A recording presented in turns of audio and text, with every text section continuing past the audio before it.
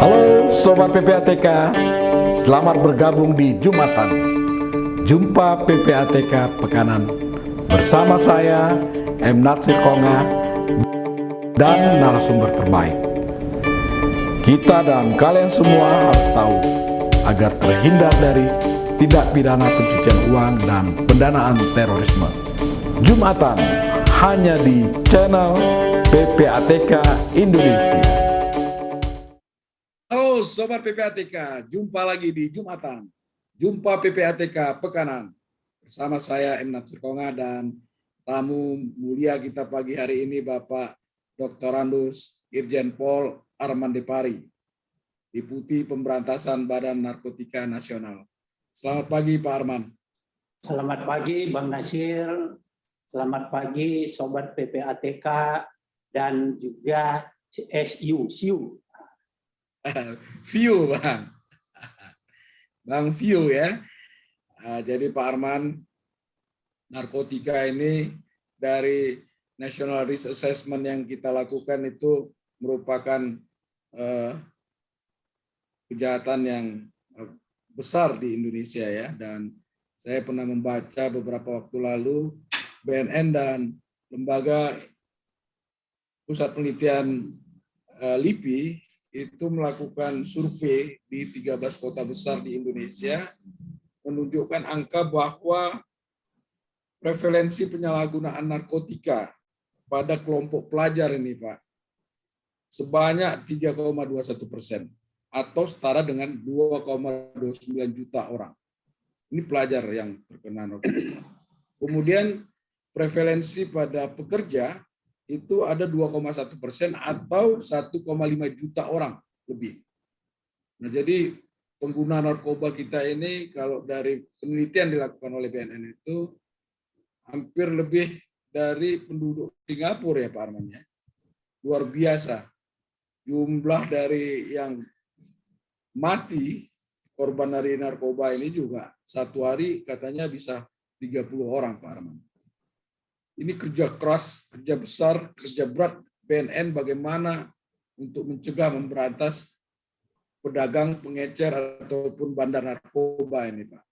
Ini apa yang dilakukan oleh BNN untuk bagaimana masyarakat supaya masyarakat Indonesia itu berkurang paling tidak menggunakan narkoba dan terhindar dari narkoba.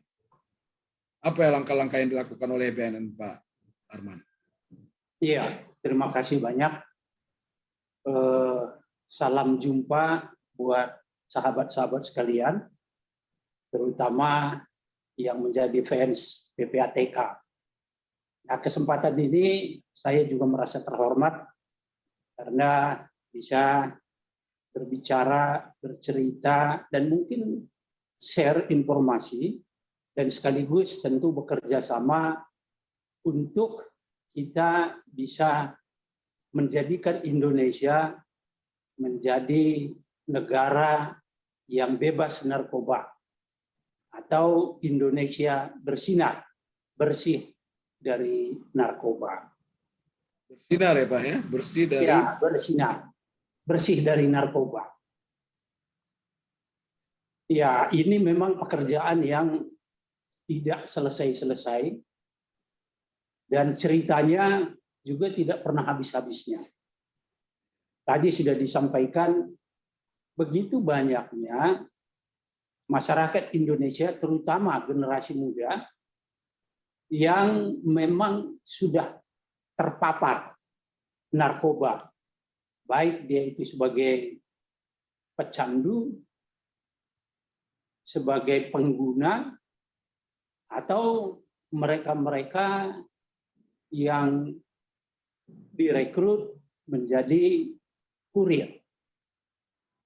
Nah, kalau dari jumlah prevalensinya tadi sudah disampaikan, walaupun kita lihat pada tahun belakang ini agak menurun sedikit, tetapi itu fluktuatif. Pada tahun 2018 itu berada di puncaknya. Kira-kira 2,2% dari penduduk Indonesia, yang setara dengan 4 sampai 4,5 juta orang. Nah, sekarang ini ada penurunan kira-kira 3,9 juta. Nah, ini memang cukup banyak kalau kita bandingkan tadi dengan penduduk negara tetangga yang jumlahnya juga kurang lebih seperti itu. Apabila kita pindahkan para pengguna pecandu ini ke negara itu, maka boleh dikatakan negara ini akan penuh dengan pecandu narkoba.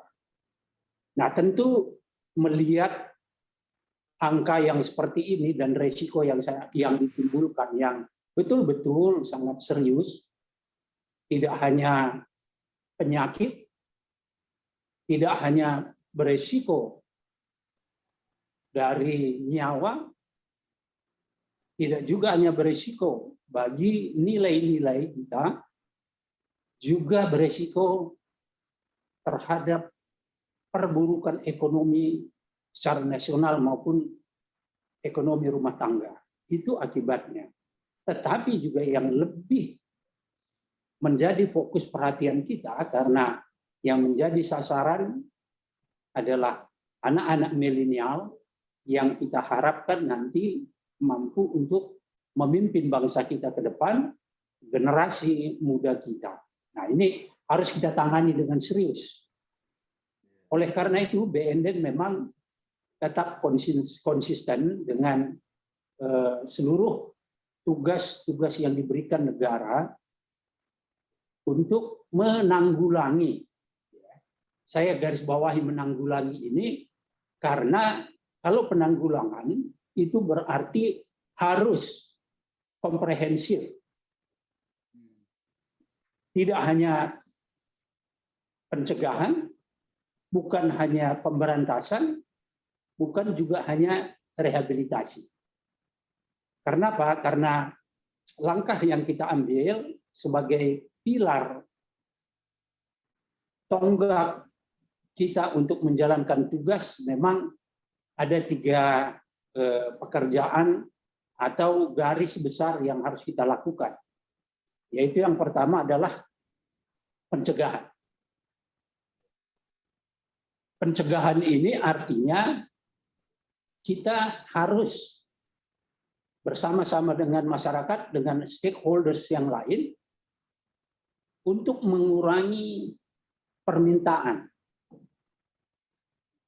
Saya ulangi, untuk mengurangi permintaan atau demand. Jadi kita harus jelaskan kepada masyarakat, kita harus berikan pengetahuan dan informasi kepada masyarakat untuk mencegah mereka menggunakan narkoba, sehingga demand-nya atau permintaannya akan berkurang. Nah, yang kedua, melakukan kegiatan-kegiatan untuk memutus supply, memutus pasokan. Apa gunanya? Supaya tidak ada ketersediaan narkoba di tengah-tengah masyarakat. Sebab kalau mudah mendapatkan narkoba, itu bahasa yang mudah dipahami mungkin, di mana-mana bisa kita dapatkan, maka tentu saja para pengguna, karena aksesnya tidak sulit, di mana-mana kita bisa beli, kita temukan, ini juga akan memberikan dampak yang tidak baik. Oleh karena itu, maka supply harus kita putus. Itu kita lakukan dengan upaya pemberantasan. Upaya pemberantasan ini lebih banyak kepada penegakan hukum. Pemberantasan ini bukan hanya untuk narkotikanya saja, tetapi juga prekursornya. Prekursor narkotika, dan sekaligus adalah penyidikan terhadap tindak pidana pencucian uang. Supaya apa? Kalau kita memberantas pemasok-pemasoknya saja, sementara uang yang dihasilkan kita tidak bisa temukan, uang yang mereka miliki dari peredaran gelap dan penjualan narkoba tetap mereka gunakan, maka sepanjang tahun, sepanjang hari mereka tetap mampu untuk melaksanakan operasinya. Oleh karena itu, pencucian uangnya mutlak juga kita harus lakukan penyelidikan dan penyidikannya. Yang ketiga adalah langkah rehabilitasi. Nah, rehabilitasi ini kita gunakan atau kita peruntukkan bagi mereka yang sudah terpapar narkoba. Masyarakat, anak-anak muda kita terutama yang sudah menjadi pecandu, mereka ini harus kita obati. Kita harus bawa ke tempat rehabilitasi untuk kita pulihkan dengan terapi dan metode-metode tertentu. Nah, ini biasanya kita sebut dengan harm reduction. Jadi ada 3 tadi. Yang pertama adalah pencegahannya, yaitu bagaimana kita mengurangi permintaan dari masyarakat, kemudian bagaimana kita mencegah atau men-stop supply, kemudian yang ketiga bagaimana kita mengurangi ketergantungan dari tengah masyarakat. Itu kira-kira garis besarnya tugas-tugas yang dilakukan oleh Badan Narkotika Nasional. Ya, ini tugas fungsi BNN ini cukup mulia ya, Pak Arman ya. Dan saya penasaran Pak Arman, dari survei yang dilakukan itu kenapa pelajar yang lebih banyak dibanding misalnya dengan pekerja yang terpapar narkotika itu, Pak? Padahal kan kalau kita lihat pelajar ya dari mana uang dia untuk membeli narkotika gitu. Jadi begini, kita berbicara sekarang ini masalah narkoba. Iya. Tidak khusus berbicara masalah narkotiknya. Karena narkoba ini bagian-bagiannya atau jenis-jenisnya sangat banyak. Salah satu adalah narkotik, karena narkoba itu sebenarnya adalah kepanjangan dari narkotika, psikotropika, obat-obat berbahaya, dan barang-barang terlarang. Nah, kalau kita berbicara narkotikanya saja, itu memang lebih banyak dikonsumsi oleh kaum profesional dan mereka yang sudah punya latar belakang dalam tanda kutip ekonomi yang baik. Tapi kalau kita berbicara masalah narkoba, obat-obat berbahaya, psikotropika, dan obat-obat keras tadi, ini memang banyak digunakan oleh para pelajar tadi. Misalnya kalau di tengah-tengah masyarakat kita, di lingkungan-lingkungan pelajar biasa kita temukan ada Lexotan, double L, ada Valium. Nah, memang ini tidak termasuk golongan narkotika, tetapi dia kita golongkan dalam narkoba tadi. Inilah yang banyak digunakan oleh masyarakat kita, terutama anak-anak muda tadi itu. Juga ganja. Nah, ini salah satu jenis narkotika yang paling banyak digunakan oleh anak-anak muda kita. Oleh karena itu tadi kenapa kok pelajarnya lebih banyak? Ya, untuk golongan narkoba memang pelajar ini banyak sekali menggunakannya, tapi untuk narkotika tadi ini mereka-mereka yang kaum profesional. Pak Arman tadi menarik Pak Arman. Pak Arman cerita bagaimana pemberantasan ini penting dilakukan untuk memotong uang hasil kejahatan dari para pelaku kejahatan narkoba agar dia tidak mampu ya untuk memperluas jaringan usahanya seperti itu. Nah, BNN punya banyak sekali prestasi ya, telah membongkar jaringan narkoba ini. Dan saya ingat ada 6,4 triliun, 3 triliun, pokoknya nilainya triliun. Nah ini Pak Arman, yang dilakukan BNN sehingga bisa membongkar jaringan narkoba yang begitu rumit itu, Pak?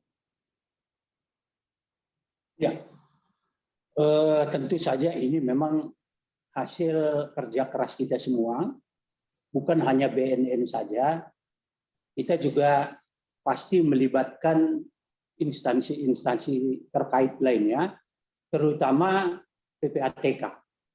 Karena sangat mustahil kalau BNN hanya bekerja sendiri, hanya melakukan tugasnya sendiri tanpa berkoordinasi dan dibantu oleh pihak yang lain, khususnya dari perbankan.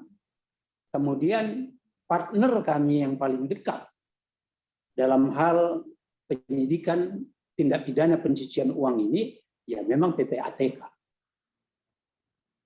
Nah, oleh karena itu, ketika kita mulai melakukan penyidikan tindak pidana asalnya, yaitu narkotik, yang biasa kita sebut predikat crime-nya, maka seketika itu juga kita akan melihat, para penyidik kita akan melihat, apakah dalam kasus ini, artinya ketika menangani predikat crime tadi, ada kemungkinan terjadi tindak pidana pencucian uang.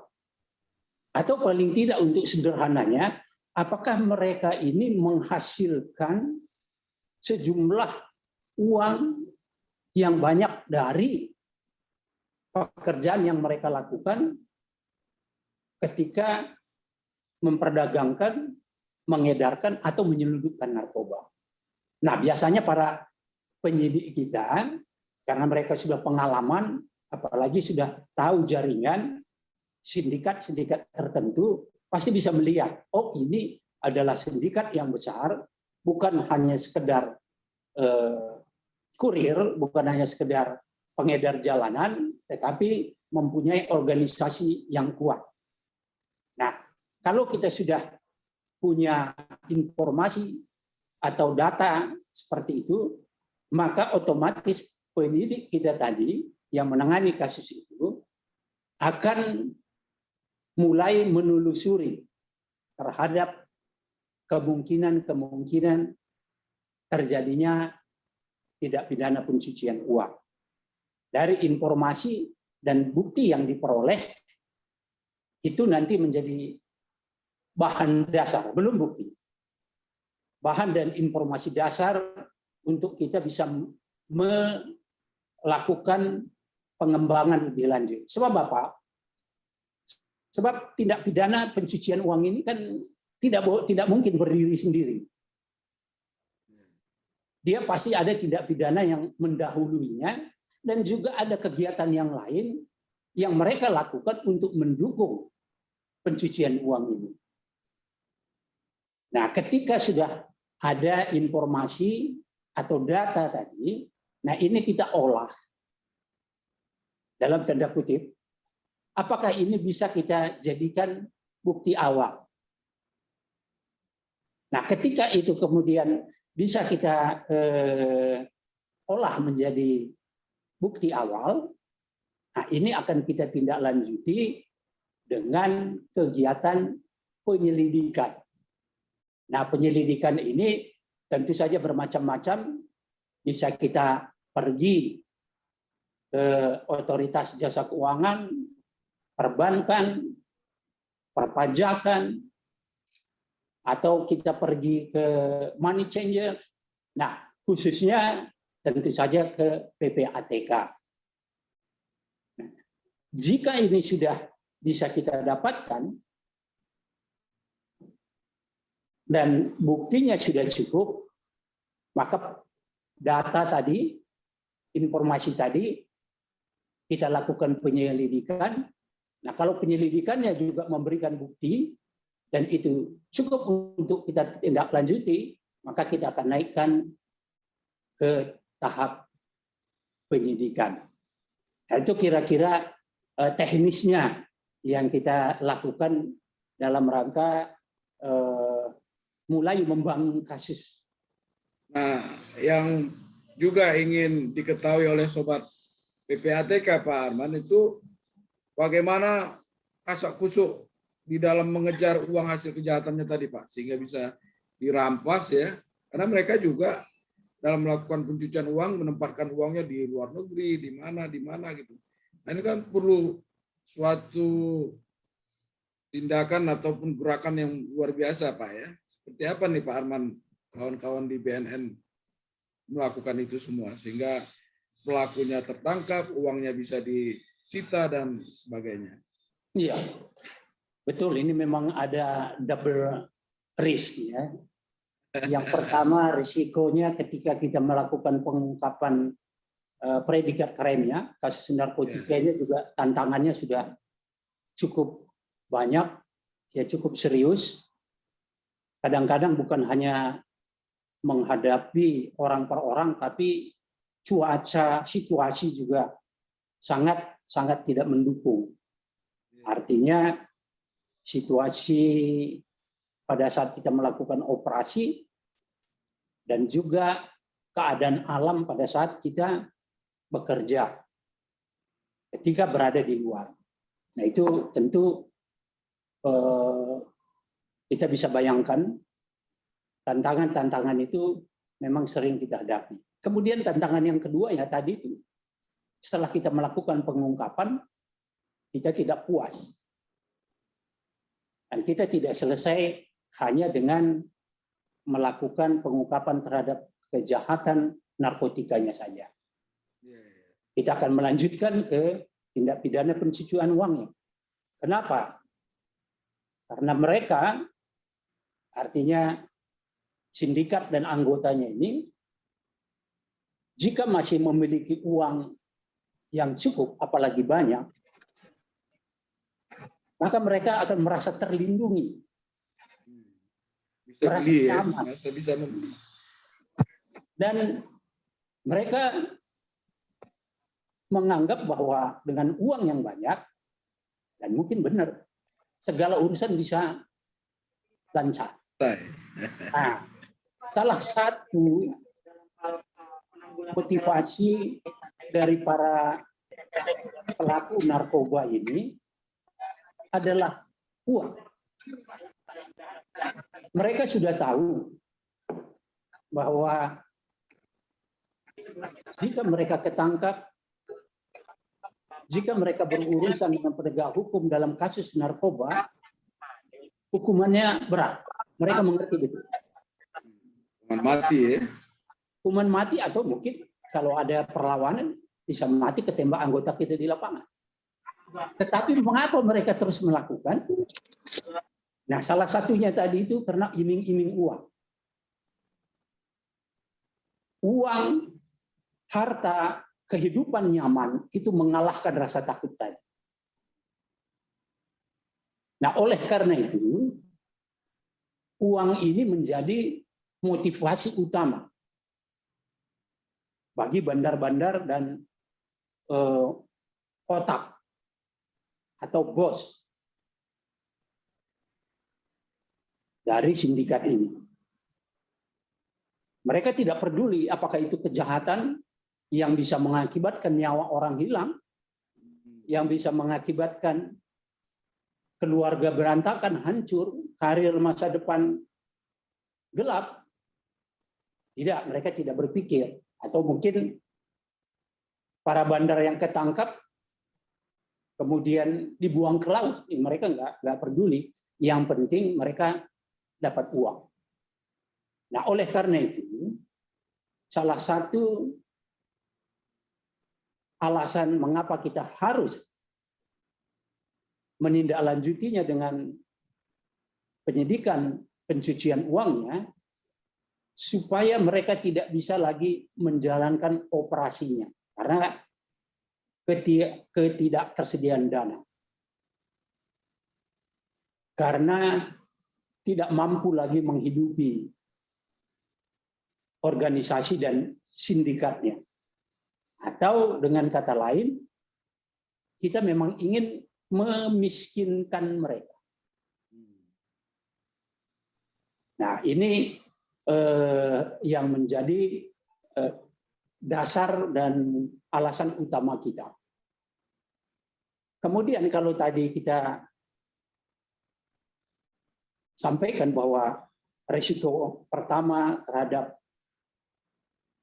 ancaman fisik, ancaman-ancaman yang lain. Nah, kalau di TPPU ini ancamannya memang tidak ancaman fisik, tapi resistensinya itu sangat besar sekali. Resistensi maksudnya seperti apa itu Pak Arman? Iya, begini. Kalau kita menangkap orang, Iya.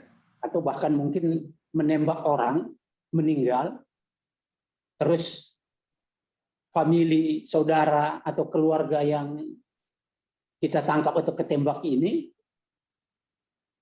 disampaikan ke dia, mungkin dia cuma berkata, oh iya, itu narkoba, kenapa kamu main narkoba?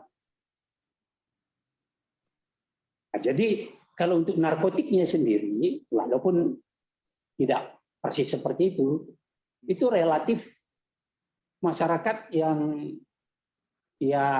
masyarakat kita yang sudah paham betul narkoba mengerti bahwa ini memang kejahatan yang berisiko tinggi, sehingga kamu jangan main-main karena risikonya itu mati di penjara dan sebagainya. Tapi ketika ada orang yang disita hartanya, asetnya, diblokir rekeningnya, dan yang bersangkutan minta tolong ke orang lain, saudara, famili tadi, itu dia tidak tanya, oh itu berapa uangnya di dalam?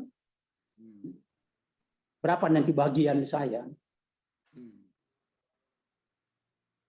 Nah, upaya-upaya ini yang artinya upaya-upaya mereka ini yang saya sebut tadi, itu akan menimbulkan resistensi kepada kita. Jangankan dengan mereka-mereka yang langsung terlibat. Ketika kita memerlukan data, ketika kita memerlukan bantuan, ketika kita membutuhkan koordinasi pun itu sulit. Apalagi kita dihadapkan dengan petugas-petugas yang berada di luar negeri. Kenapa?